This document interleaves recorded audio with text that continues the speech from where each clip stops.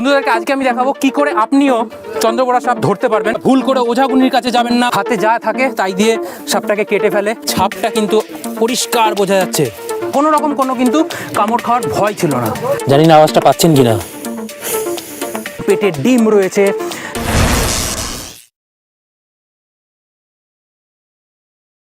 নমস্কার বন্ধুরা, আমি শাশ্বত ঘোষ, আপনারা দেখছেন আমার ইউটিউব চ্যানেল স্নেক সেভার ব্রাদার্স। বন্ধুদেরকে আজকে একটা জিনিস আমি শেখাবো কিভাবে আপনিও সাপ ধরতে পারবেন। হ্যাঁ বন্ধুরা, আজকের ভিডিওটা স্কিপ না করে ভীষণ ইম্পর্টেন্ট হতে চলেছে, শেষ পর্যন্ত দেখবেন।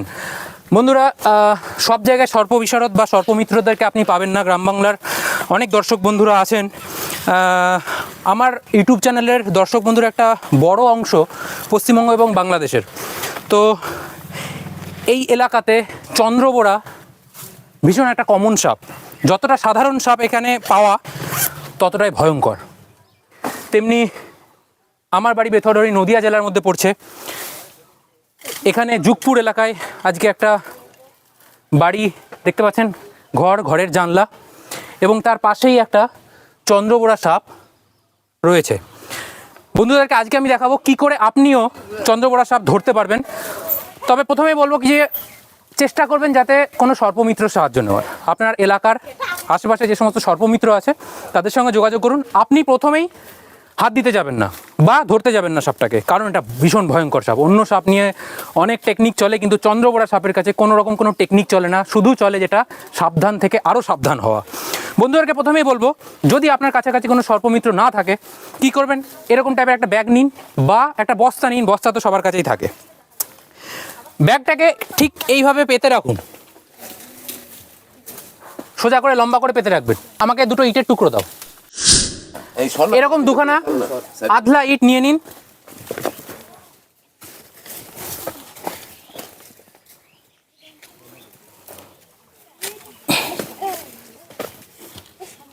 দেখুন, আধলা ইট দিয়ে আমি জায়গাটা করে দিলাম, একটা গর্ত মতো করে দিলাম।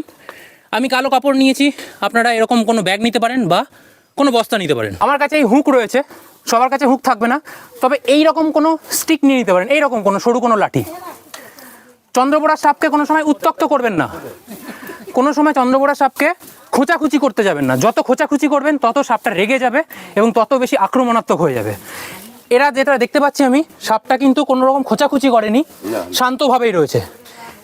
লাঠিটা নেবেন, আমি হুক নিয়েই করছি। লাঠিটা নিয়ে আমি ঠিক যেরকমভাবে করছি সেরকমভাবে আপনারা অ্যাপ্লাই করবেন। অবশ্যই একটা নিরাপদ দূরত্ব, মোটামুটি 3 থেকে 4 ফুট গ্যাপ সব সময় রাখবেন। আপনার হাত থেকে খুব সাবধান, কারণ চন্দ্রবোড়া লাফ দিয়ে অ্যাটাক করে। দেখতে থাকুন বন্ধুরা।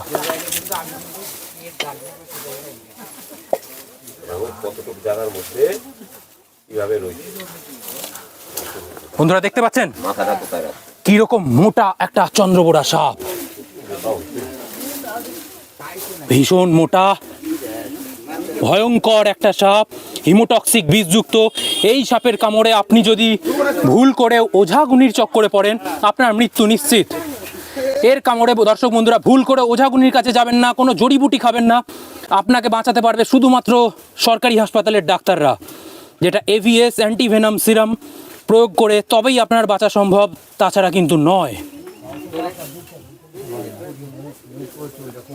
তো চলুন একে উদ্ধার করে নিই। বন্ধুরা, যখন চন্দ্রবোড়া সাপ এরকম কুণ্ডলি পাকিয়ে বসে থাকবে তখন ভুল করেও এর কাছে যাবেন না। এই অ্যাটাকিং পশ্চার, এটা যে কোনো সময় যে কোনো অ্যাঙ্গেলে ছোঁ মেরে আপনাকে আক্রমণ করে নেবে। তবে একটা জিনিস খুব সুবিধার, যখন এরকম কুণ্ডলি পাকিয়ে আছে সাপটাকে উদ্ধার করা অনেক সহজ। আপনি যে লাঠিটা নিয়েছেন, সরু লাঠি বা রড যেটা নিয়েছেন, সেটা দিয়ে সাপটাকে এরকম করে বাঁধিয়ে নিন।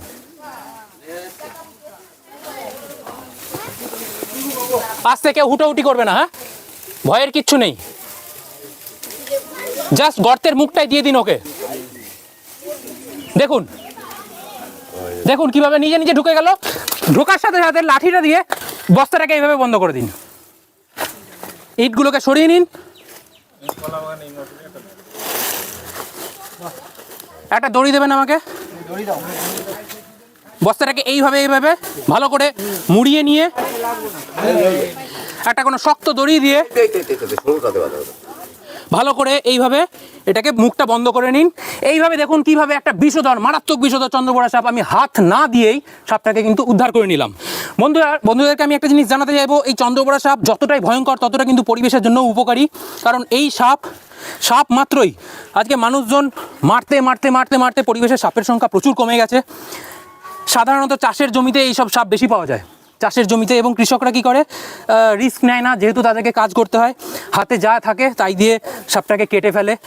সাধারণভাবে এইভাবেই চন্দ্রবোড়া সাপের মৃত্যু হয় বেশি, কারণ আমি নিজের চোখে প্রচুর মাঠে এরকম দুয়াতখানা হয়ে পড়ে থাকতে দেখেছি। তো সবাইকে রিকোয়েস্ট করব, এইভাবে একটা চন্দ্রবোড়া সাপ আপনি হাত না দিয়ে উদ্ধার করে নিতে পারেন। ঠিক আমি রিলিজটাও দেখাবো, যেভাবে আপনি রিলিজ করবেন খুব সাবধানে, চন্দ্রবোড়া সাপে হাত দেওয়ার কোনো দরকার নেই। এইভাবেই আপনি কিন্তু একটা উদ্ধার কার্য করে নিতে পারেন নিরাপদে, সম্পূর্ণ নিরাপদে। আপনারা দেখতে পেলেন বন্ধুরা কিভাবে সম্পূর্ণ নিরাপদে, এখানে কোনো রকম কোনো কিন্তু কামড় খাওয়ার ভয় ছিল না।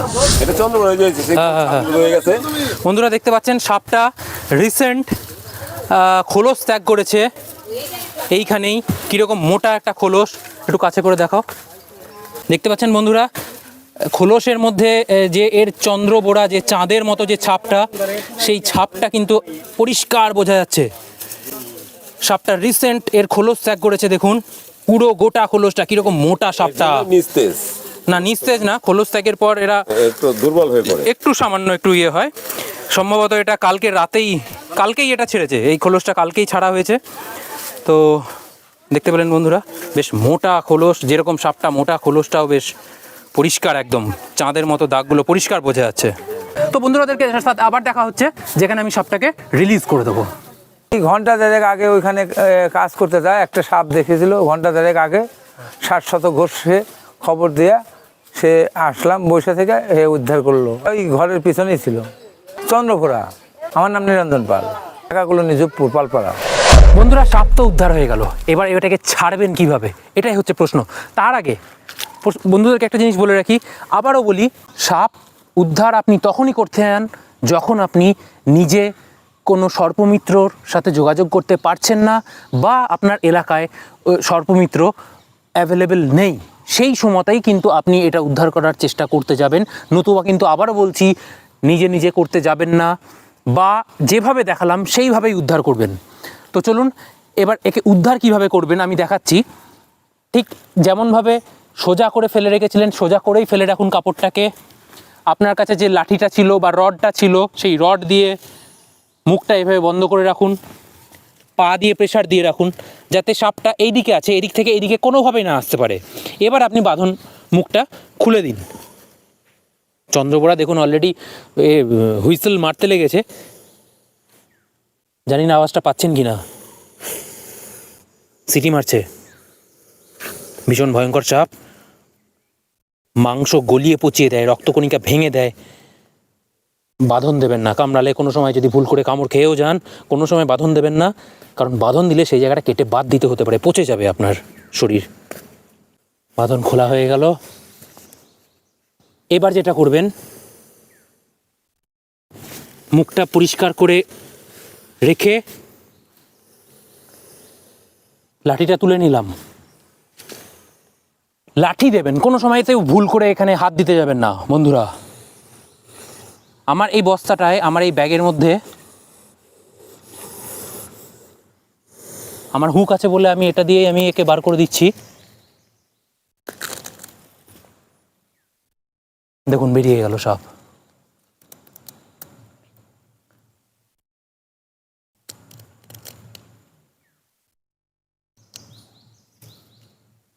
তো বন্ধুরা আপনাদেরকে এভাবে হাত দিতে হবে না, আমি কিন্তু টোটাল প্রসেসটা বিনা হাত লাগিয়ে আপনাদেরকে দেখিয়ে দিয়েছি কীভাবে উদ্ধার করবেন এবং কিভাবে ছাড়বেন। আমি আপনাদেরকে সাপটা একটু কাছ থেকে দেখানোর জন্য আমি একটু একে হাতে নিলাম। শেষ লগ্নে ভিডিওর দেখে নিন, আপনারা দেখতে পেলেন সাপটা একটা খোলস ত্যাগ করেছে, এবং যে কারণে গায়ের কালারটা দেখুন অসম্ভব সুন্দর, একদম চকচক চকচক করছে। গাটা খুব ভালো করে দেখুন, এবং আমার এই যে হুক রয়েছে, হুকের ঠিক নিচ থেকে দেখুন পেটটা কীরকম মোটা। সম্ভবত এটা একটা স্ত্রী রাসেলস ভাইপার, এবং পেটে ডিম রয়েছে, এবং প্রায় 1 থেকে 1.5 মাস বাদে এ সরাসরি বাচ্চার জন্ম দেবে। হ্যাঁ, এ সরাসরি বাচ্চার জন্ম দেবে, কোনো ডিম পারে না এই রাসেলস ভাইপার। তো চলুন একে আর বিরক্ত করব না, একে আমরা ছেড়ে দিই।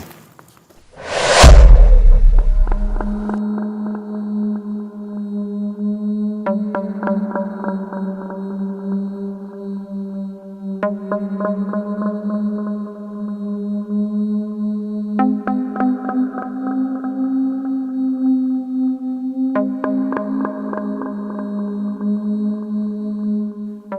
দেখতে পেলেন একটা ভয়ঙ্কর রাসেস ভাইপার মুক্ত হয়ে গেল তার স্বাভাবিক পরিবেশে। এই ভিডিওটা আপনাদের যদি এতটুকুনিও কাজে লাগে, বন্ধুদেরকে একটা রিকোয়েস্ট করব, ভিডিওটা অবশ্যই লাইক করবেন। স্নেক রেস্কিউ রিলেটেড যে কোনো প্রশ্ন থাকলে আপনি কমেন্ট বক্সে কমেন্ট করুন, আমি তার উত্তর দেবো। আর হ্যাঁ, যদি একটুও কাজে লাগে তাহলে নিজেদের মধ্যে শেয়ার করুন, আর অবশ্যই চ্যানেলটা সাবস্ক্রাইব করবেন। এরকম বহুত ইনফরমেটিভ বন্য প্রাণীর rescue and release related video এই চ্যানেলে আপলোড করা হয়, সেগুলো আপনি দেখতে পারবেন। প্রাকৃতিক ভারসাম্য বজায় রাখার জন্য যে বন্য জীবজন্তু রয়েছে তাদের সম্পর্কে আপনি জ্ঞান অর্জন করতে পারবেন। তো চলুন, দেখা হচ্ছে পরবর্তী এরকমই কোনো ইন্টারেস্টিং ভিডিওতে। ততক্ষণ সবাই সুস্থ থাকবেন, ভালো থাকবেন। জয় হিন্দ, বন্দে মাতারাম।